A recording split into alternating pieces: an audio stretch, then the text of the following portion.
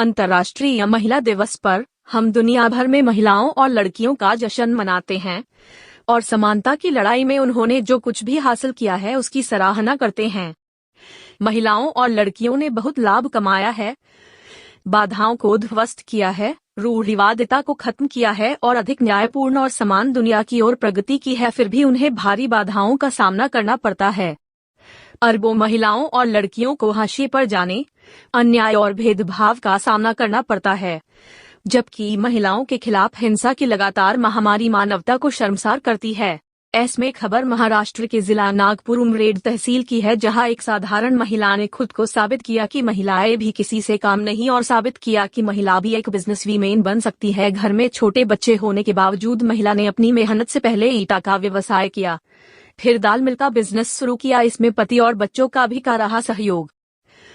पारमिता दाल mill की proprietor Ashwini Mandpe ने जानकारी देते हुए बताया कि मैंने सबसे पहले साल तक ईंटे का व्यवसाय किया, फिर मुझे लगा कि कुछ बड़ा करना चाहिए। फिर उन्होंने 1 महीने की ट्रेनिंग की, लगा कि बिजनेस करना चाहिए और कुछ हटकर होना चाहिए। उनके घर में 2 छोटे बच्चे, फिर भी इतनी ऊंची सोच। अश्विनी मंडपे ने बड़ी मेहनत से बिजनेस की शुरुआत की है। पहले कुछ वर्ष ईंटे का बिजनेस किया और अभी गेहूं, चना, सोयाबीन, तुवर दाल, धान व खेती का बीज फिल्टर ग्रेडिंग करके देते हैं और यह जो प्रोसेसिंग होती है बगैर पॉलिश की होती है। रही बात पारमिता दाल मिल में, हम किसानों का माल दाल मिल में मिलिंग करके देते हैं। जो काम कर रहे हैं वर्कर वह पुराने वर्कर है, मेरे घर परिवार जैसे हैं और अभी साथ में भी है, दाल मिल में वर्क करते हैं। ईंट के बिजनेस से सीखने मिला, मजदूर के साथ मैंने भी काम किया है। प्रोप्राइटर अश्विनी डी मंडपे ने जानकारी देते हुए कहा कि मेरे पति ने मुझे बहुत सपोर्ट किया है और हमारा पारमिता दाल मिल से मालूम रेड मार्केट और नागपुर में जाता है और यह जो अभी बिजनेस शुरू किया है साल हुआ है। आइए जानते हैं प्रोप्राइटर अश्विनी डी मंडपे ने क्या कहा। माझं नाव अश्विनी धनपाल मंडपे आहे।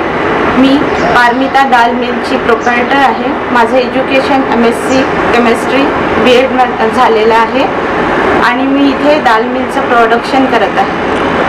मॅम, पारमिता दाल मिल याच्या बाबतीत जर बोलायला गेलं तर कशा प्रकारे आपल्या मनात आलं की आपण दाल मिलचा म्हणजे बिझनेस करावा आणि दाल मिलचा बिझनेस करावा, हे कशा प्रकारे लक्षात आलं आपल्या? ॲक्च्युली माझं पहिले टीचिंग सुरू होतं। टीचिंग सुरू असतानाच मग मधात ब्रेक घेतला मी काही मेडिकल इश्यूमुळे। तर त्याच्यानंतर एक ॲडव्हर्टाईज बघितली MCDची ॲडव्हर्टाईज बघताना तिथे ट्रेनिंग असतो। तर ट्रेनिंगला मी तिथे गेली, 1 महिन्याचं ट्रेनिंग केलं।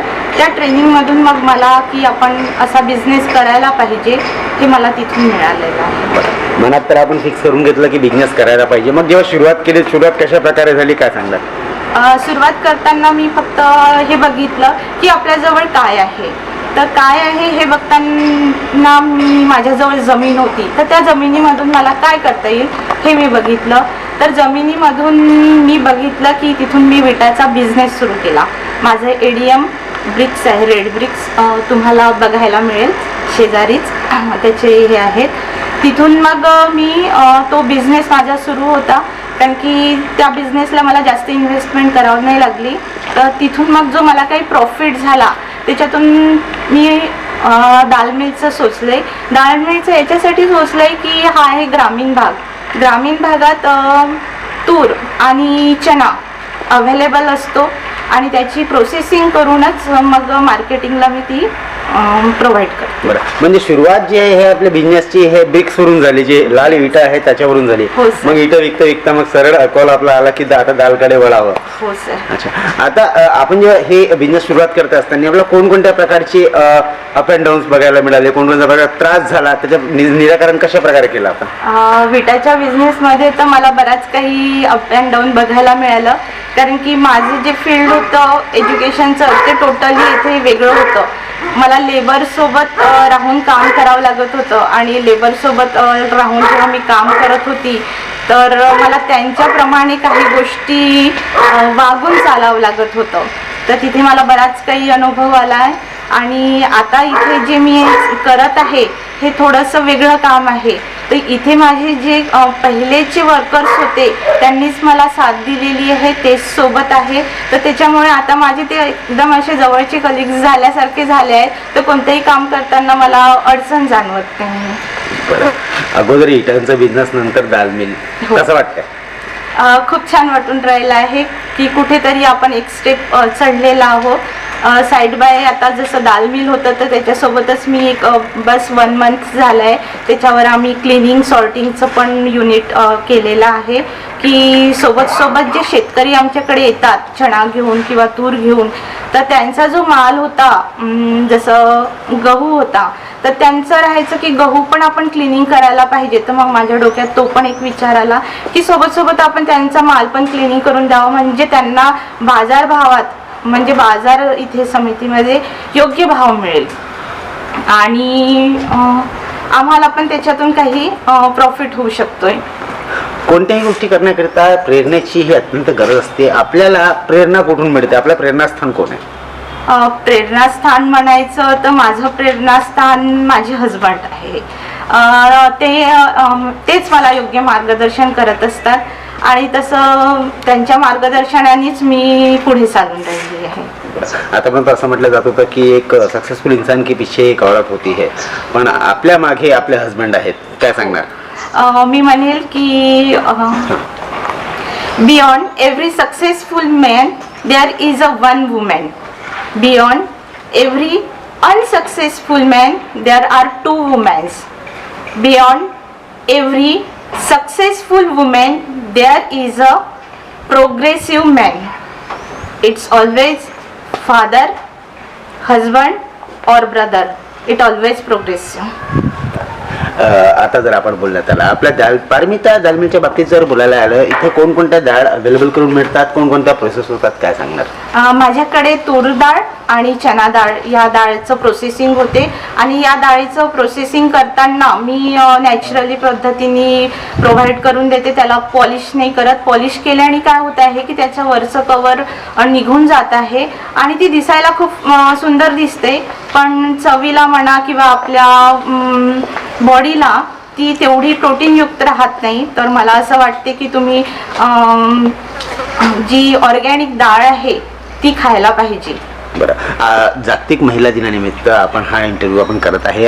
जागतिक महिला दिनानिमित्त जे महिला आहे जे चॅनलच्या माध्यमाने आपल्याला बघत आहे, खूप महिला अशा आहे जे व्यवसाय करू इच्छितात पण कुठेतरी ते मागे राहतात. अशा महिलांना काय एक संदेश आपला राहणार आहे?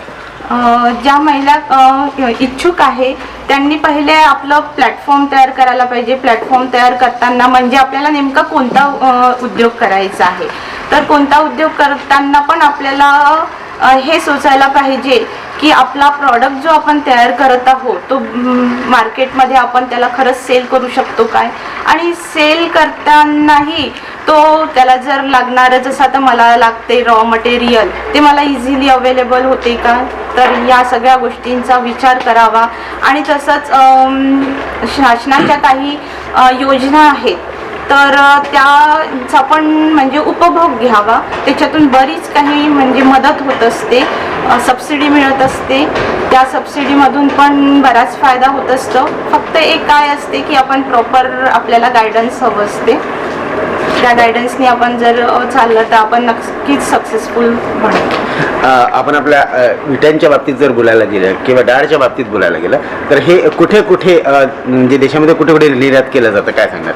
नाही, सध्या तर माझं मार्केट इथे उमरेडमध्ये आहे आणि नागपूरला मी प्रोव्हाइड करते. 2 ठिकाणी सध्या चालत आहे.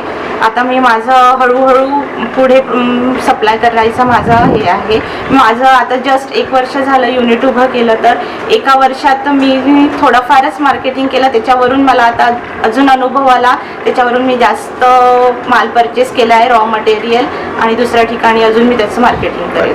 चॅनलच्या माध्यमातून आपल्याला जी जनता बघत आहे, जे शेतकरी बंधू बघत आहेत, जे बिल्डर्स लोक बघत आहेत, त्यांना जर कोणत्याही संदर्भात विटा संदर्भात किंवा डाळच्या संदर्भात आपल्याशी संपर्क करायचा असेल तर ते कशा प्रकारे संपर्क करू शकतात? माझं कार्ड आहे आणि माझा ॲड्रेस दिलेला आहे. MIDC ला पारमिता दाल मिल या नावाने चालत आहे आणि तिथे तुम्ही संपर्क करू शकता.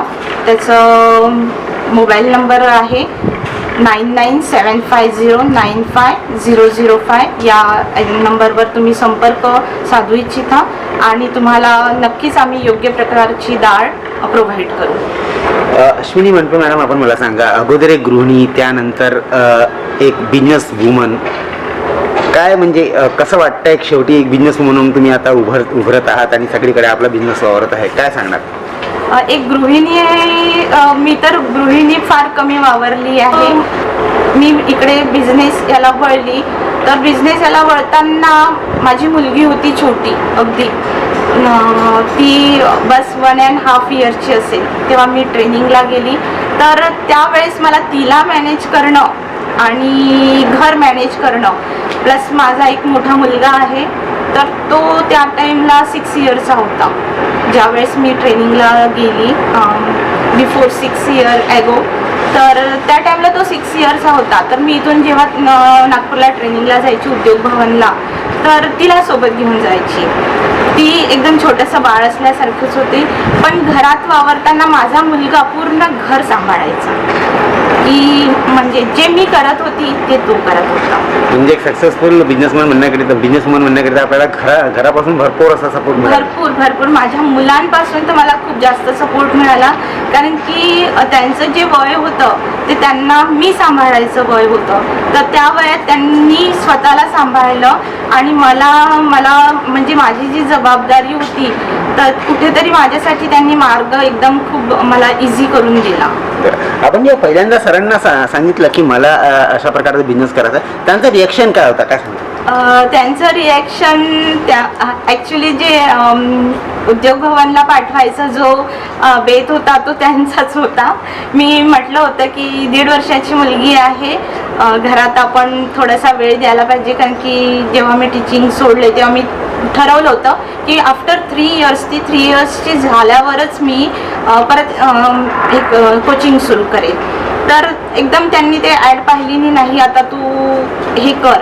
ॲक्च्युली काय होतं की त्यांचं पहिले MIDCला प्लॉट होता, पण शासनाच्या नोकरीनिमित्त त्यांना तो प्लॉट हे करावा लागला.